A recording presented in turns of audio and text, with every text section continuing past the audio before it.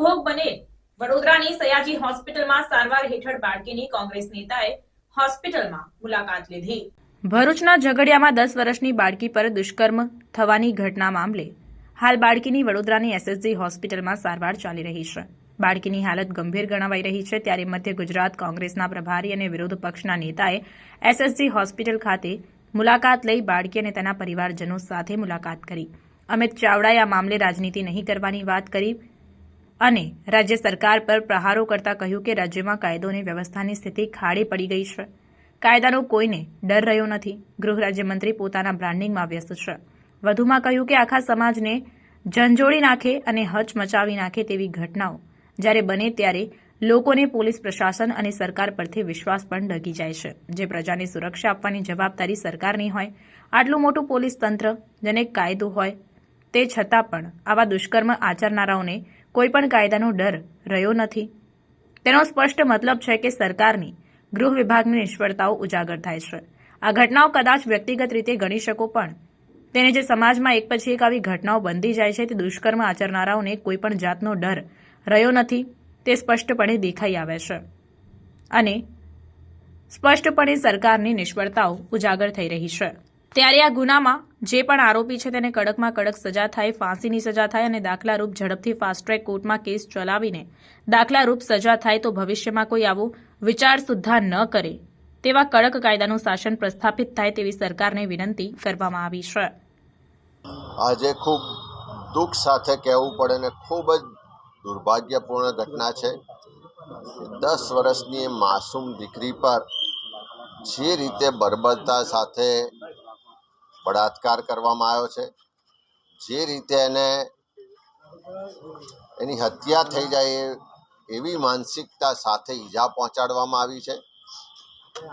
આજે દીકરીની હોસ્પિટલમાં હાલત જોઈ છે, ખરેખર કાળજું કંપી જાય કે આટલી માસૂમ દીકરી પર આટલી બર્બરતા, આટલી હેવાનિયત કરવાનો કોઈનો વિચાર સુદ્ધા પણ કેવી રીતે આવી શકે।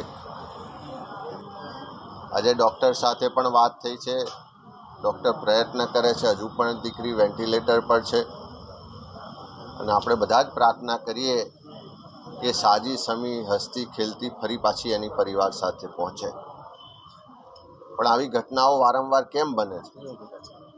ગુજરાતમાં છેલ્લા 1 જ વર્ષના આપણે દાખલા જોઈએ તો દાહોદમાં પણ આવી જ એક માસૂમ દીકરી પર પાશવી બળાત્કાર થાય છે, એની હત્યા થાય છે। સુરેન્દ્રનગરમાં પણ આવું માસૂમ દીકરી પર બળાત્કાર થાય, વડોદરામાં પણ નવરાત્રિમાં જતી એક દીકરી પર બળાત્કાર થાય, સુરતમાં પણ બનાવ બને અને અનેક આવી ફરિયાદો અને બળાત્કારની ઘટનાઓ વારંવાર આપણા બધાના ધ્યાનમાં આવે છે। આખા સમાજને ઝંઝોળી નાખે, હચમચાવી નાખે એવી ઘટનાઓ જ્યારે બને ત્યારે લોકોનો પોલીસ પ્રશાસનને સરકાર પરથી વિશ્વાસ પણ ડગી જાય છે। જે પ્રજાને સુરક્ષા આપવાની જવાબદારી સરકારની હોય, આટલું મોટું પોલીસ તંત્ર અને કાયદા હોય અને તેમ છતાં આવા બળાત્કારીઓને કોઈ પણ કાયદાનો ડર ના રહે, પોલીસનો ડર ના રહે, એનો સ્પષ્ટ મતલબ છે કે સરકારની ગૃહ વિભાગની નિષ્ફળતાઓ ઉજાગર થાય છે।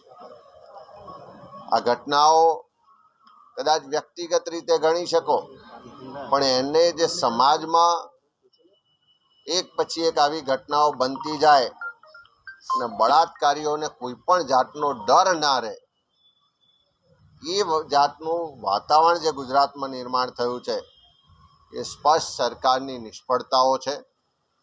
આમાં કોઈ રાજકારણ કરવાનું ના હોય, પણ ચોક્કસ એક ગુજરાતી તરીકે ચિંતા થાય। આજે કોઈ પણ પરિવારની દીકરી ઘરેથી જાય અને ગેર સલામત પાછી આવશે કે કેમ, એવી દરેક માતા પિતાને પરિવારને ચિંતા થાય એવા દિવસો છે। અરે ગુજરાતમાં કાયદો વ્યવસ્થાની પરિસ્થિતિ પડી ભાગી છે। બધી જ રીતના ગુનેગારો, અસામાજિક તત્વો, બુટલેગરો અને બળાત્કારીઓ બેફામ થયા હોય એવું સ્થિતિનું નિર્માણ થયું છે। રોજ એવી ઘટનાઓ, બનાવો આપણે ટીવી મીડિયાના માધ્યમથી જોઈએ છે।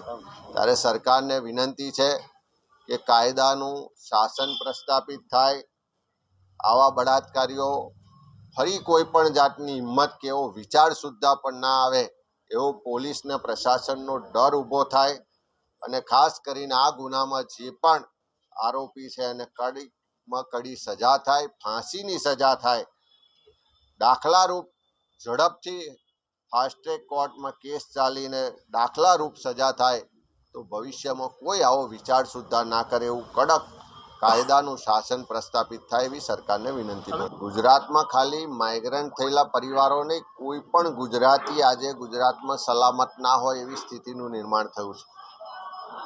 અનેક જગ્યાએ માસૂમ દીકરીઓ પર બળાત્કાર થઈ રહ્યા છે અને એક ઘટના નહીં, છેલ્લા વર્ષમાં જુઓ તો વારંવાર આવી ઘટનાઓનું પુનરાવર્તન થાય છે.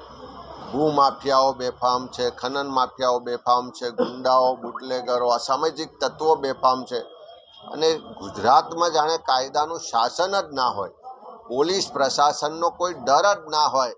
ગૃહમંત્રી પોતાની વાહવાહી કે પોતાના બ્રાન્ડિંગમાં વ્યસ્ત હોય અને ગુજરાતમાં બુટલેગરો, બળાત્કારીઓ, અસામાજિક તત્વો બેફામ થયા હોય એવી સ્થિતિનું નિર્માણ થયું છે અને ગુજરાતમાં કાયદો વ્યવસ્થાની પરિસ્થિતિ પડી ભાગી છે.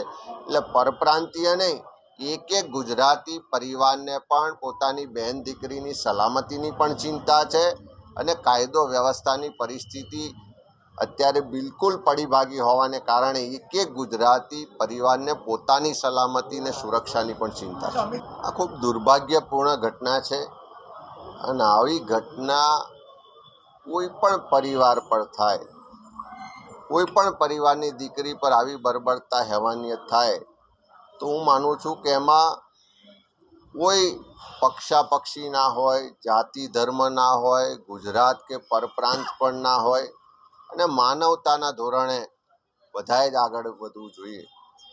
સરકાર તો માય બાપ કહેવાય અને આવી કોઈ પણ ઘટના બને તો સૌથી પહેલું હૃદય જો કંપવું જોઈએ તો સરકારમાં બેઠેલા લોકોનું, જેની પર પ્રજાએ વિશ્વાસ મૂકીને સત્તા સોંપી છે, એમનું હૃદય કંપવું જોઈએ. પણ અહીંયા જે સંજોગો છે કે કદાચ પરિવાર પરપ્રાંતીય છે એટલે સરકારને એમાં મત મળે એવી આશા નહીં દેખાતી હોય, એટલા માટે હજુ સુધી સરકારનો કોઈ પણ પ્રતિનિધિ, મંત્રી કે કોઈ જવાબદાર માણસ આ પરિવારની મુલાકાતે પણ નથી આવ્યો. ત્યાંના સંસદ સભ્ય, ધારાસભ્યની પણ જવાબદારી છે. ઝારખંડથી ત્યાંની સરકારના મંત્રી અહીંયા સ્પેશિયલ એના અધિકારીઓને લઈને આવે, એને મદદ માટેની, એને સહાય માટેની વાત કરે, જોગવાઈ કરે અને ગુજરાતની સરકાર બિલકુલ એની માટે ચિંતિત ના હોય, એનામાં સહેજ પણ દયા નથી, એ ખૂબ દુર્ભાગ્યપૂર્ણ.